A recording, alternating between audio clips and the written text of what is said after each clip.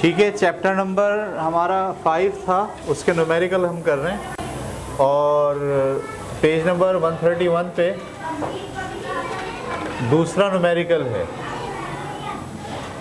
The variation in extension x of the force F for a spring is shown in figure 5.15। ये आपको graph दिख रहा है एक पूरा।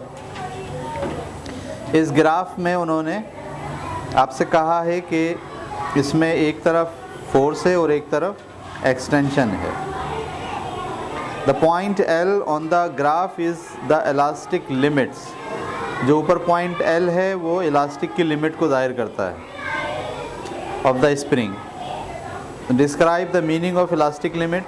एक तो ये बताइए कि इस इलास्टिक लिमिट का क्या मतलब है, और calculate the force in extending the spring to its elastic limit. और आपको वो वाली फोर्स बतानी है कि जहाँ पर इलास्टिक की लिमिट आ गई है। तो देखिए आपके पास ये वाला ग्राफ ऐसे बना हुआ है, ठीक है, और इसमें ऐसे एक सीधी लाइन जा रही है, लेकिन ये लाइन आगे जाके एकदम यहाँ पे कट ऑफ हो जाती है। सही है। तो यहाँ पर कट ऑफ होने का क्या मतलब है कि यहाँ से यहाँ तक हुक का कानून काम कर रहा है। सही है। जैसे जैसे आप फोर्स बढ़ाते जा रहे हैं वैसे वैसे क्या हो रहा है, एक्सटेंशन बढ़ता जा रहा है। फोर्स बढ़ी, एक्सटेंशन बढ़ा, फोर्स बढ़ी, एक्सटेंशन बढ़ गया, फोर्स बढ़ी, एक्सटेंशन बढ़ गया। देखें जैसे जैसे फोर्स बढ़ती जा रही है वैसे वैसे एक्सटेंशन भी बढ़ता जा रहा है। तो यहाँ तक तो क्या हो रहा है, हुक का कानून काम कर रहा है, क्योंकि फोर्स जो एक्सटेंशन है डायरेक्टली प्रोपोर्शनल होती है फोर्स के। जैसे जैसे आप फोर्स बढ़ाते जाते हैं वैसे वैसे एक्सटेंशन बढ़ता जाता है। लेकिन आप देखें यहाँ पर क्या हुआ, यहाँ पर और यहाँ पर फोर्स इतनी थी, एक्सटेंशन इतना था, लेकिन इसके फ़ौरन बाद फोर्स बढ़ाने से एक्सटेंशन उतना नहीं बढ़ रहा जितना हर दफ़ा पहले बढ़ रहा है। पहले हर दफ़ा ऐसे बढ़ रहा है ना, देखें आप। लेकिन अब क्या हुआ, इसका मतलब है स्प्रिंग जो है वो हुक के कानून की पाबंदी अब नहीं कर रहा, और जो फोर्स लगी है वो उस इलास्टिक के लिमिट से क्या हो गई है, बाहर हो गई है। तो पहला जो सवाल पूछा था इन्होंने कि describe the meaning of elastic limit. Elastic limit से क्या मुराद है, यानी वो फोर्स जिसके बाद स्प्रिंग का जो एक्सटेंशन है वो हुक के कानून के मुताबिक नहीं रहता, वो फोर्स इलास्टिक की लिमिट कहलाती है। पकड़ पाया मेरी बात? यानी वो फोर्स जिस पर स्प्रिंग का जो एक्सटेंशन है वो हुक के कानून के मुताबिक काम नहीं करता, उस फोर्स के बाद जो फोर्स होती है, यानी इस यहाँ पर फोर्स वो ये है, इसके बाद जो फोर्स है वो यकीनन क्या है, वो हुक के कानून की लिमिट को क्या कर गई है, या एक्सटेंशन की लिमिट को क्रॉस कर गई है। और आप दूसरा सवाल जो आपसे पूछा था वो क्या था, calculate the force in extending the spring to its elastic limit. Elastic limit पर उसकी फोर्स कितनी है बताएं देखकर। 8 से पहले है ना, ग्राफ में देख रहे हैं आप,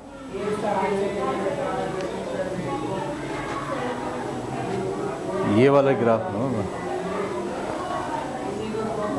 8 से पहले है, 8 से पहले क्या 6 था, 6 और 8 के बीच में क्या है 7, इसका मतलब है 7 से आगे है ये 7 पॉइंट लगभग 6 या 7 पॉइंट, क्योंकि उसके बाद तो 8 आना है, तो 7.7 या 7.8 भी कह सकते हैं। तो तकरीबन जो इसकी लिमिट है वो कितनी है, 7.8। इसके बाद जो फोर्स लग रही है वो क्या कर रही है, वो उसके लचक की हद को पार कर जा रही है। ये बात क्लियर हो गई? 2 सवाल हो गए। अच्छा जी, अब हम जा रहे हैं आगे सवाल की तरफ। ये था क्वेश्चन नंबर 2। अब क्वेश्चन नंबर 3 के अंदर जो है ना कहा गया है हुक का कानून बयान करें, हम पढ़ चुके हैं। Question number 4, calculate the spring constant for a spring which extends by a distance of 3.5 centimeter when a load of 14 Newton is hung from its end। Question number 4 कह रहे हैं कि एक जो स्प्रिंग है उस पर जब लटकाया जाता है एक लोड 14 न्यूटन का, तो उसमें जो एक्सटेंशन डेवलप होता है वो कितना होता है? 3.5 सेंटीमीटर। तो बताइए कि उसके स्प्रिंग के कांस्टेंट की वैल्यू क्या होगी?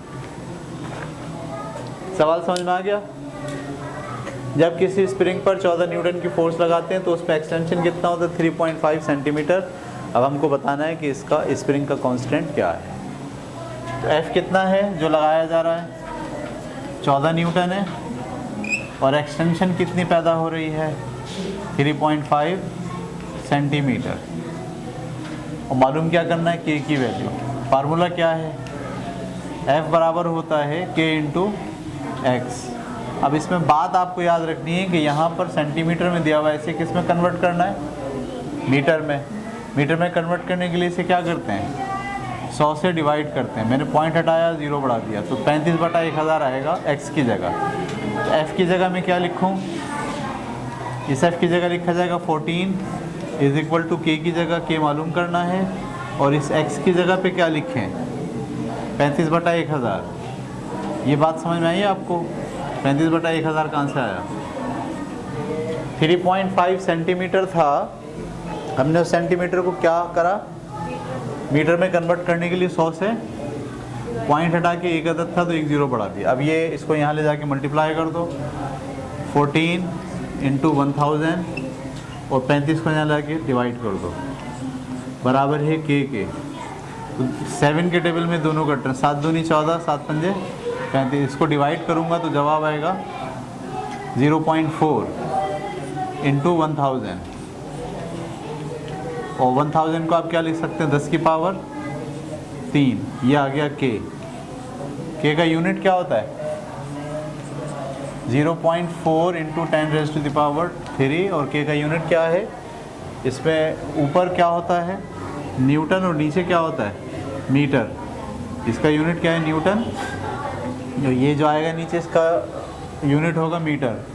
तो फाइनल जो इसका यूनिट निकला वो निकला न्यूटन पर मीटर। उतार लीजिए। पेज नंबर 132 के ऊपर 5वां सवाल पर आ गए हम। उसमें लिखा है कि table 5.4 shows the result of an experiment to a stretch spring. ठीक है, यानी किसी ने एक स्प्रिंग को स्ट्रेच किया और स्ट्रेच करके उन्होंने कुछ डेटा जो है वो निकाला है। ठीक है, ये स्प्रिंग है, उन्होंने स्ट्रेच किया, स्ट्रेच करके एक डेटा निकाला। मैं डेटा ऐसे लिख रहा हूँ, आपके पास ऐसे लिखा हुआ वर्टिकल। ठीक है, तो लोड कितना है और यहाँ पर उसकी एक्सटेंशन कितनी है। लोड को किस तरह करते हैं? F से नॉर्मली। हाँ, तो बताइए जब 0 0 लोड था तो क्या था? एक्सटेंशन भी। उसके बाद क्या हुआ? डेटा में देखें, आपको क्या दिख रहा है?